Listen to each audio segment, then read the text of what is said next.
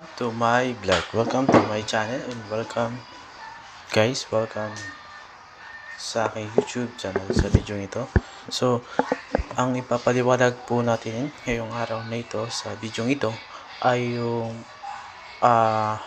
mga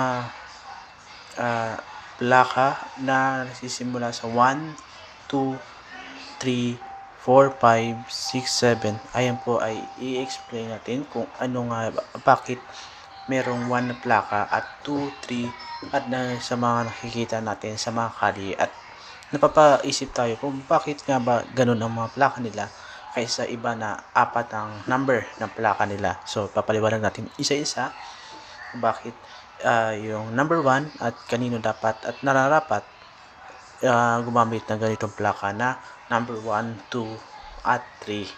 Yun po ang ating papaliwanag. So number 1, yan po ay mga ibig sabihin yan. Kaya ibig sabihin po na number 1 dahil po ay sila po ay mga official rank o mga nahalal na mga opisyalis ng gobyerno dito sa Pilipinas. Kaya po nila ginagamit ang number 1 na plaka. Yun po ay President of the Republic of the Philippines. Number 1 po na plaka, siya lang po ang makakagamit ng number 1 na plaka dito sa Pilipinas. At pag number 2 na yun po makikita sa mga kalye, ang plakang po iyon para malaman nyo kung bakit yan ang plaka nila at sino ba sila sa ano po na yun. Yan po pag number 2, pag may nakita po kayong plaka na number 2, yan po ang Vice President of the Republic of the Philippines. Yan po yung plaka na number 2.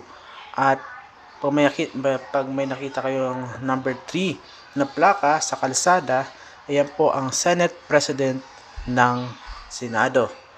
Yan po siya po ang presidente ng Senado. Senate President number 3 po yung kanyang plaka na ginagamit dahil po siya ay Senate President ng Senado. Yan po, ibig sabihin po niyan, yan po yung ibig sabihin po ng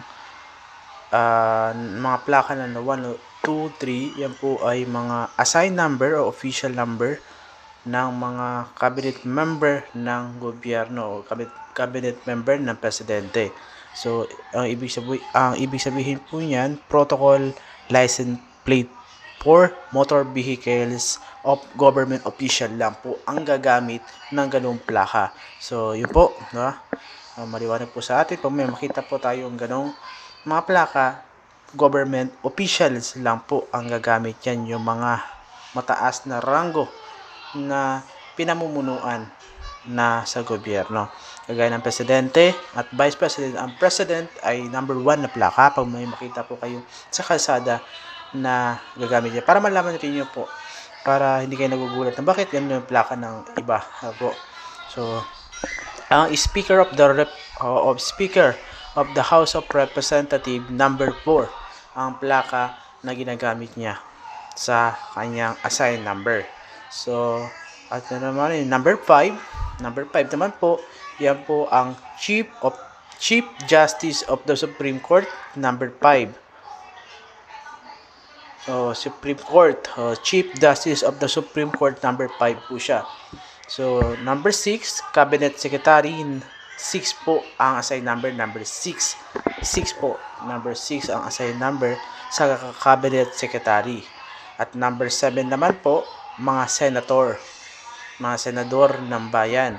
At number 7 naman po, or number 8,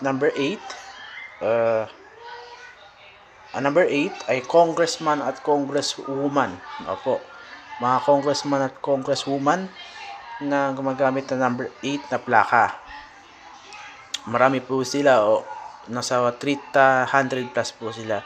At Associate Justice of the Supreme Court number 9, Presiding Justice, other Justice of the Court of the Appeals, Solicitor General number 10 ang plaka na ginagamit niya.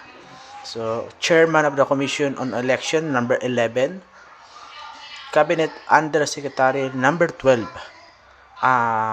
Chief of Staff AFP, Chief PNP number 14, RTC Judge number 16, at Metropolitan Trial Court, Metropolitan Trial Court in the city, Municipal Trial Court, and Shangri-La Court Judge number 17.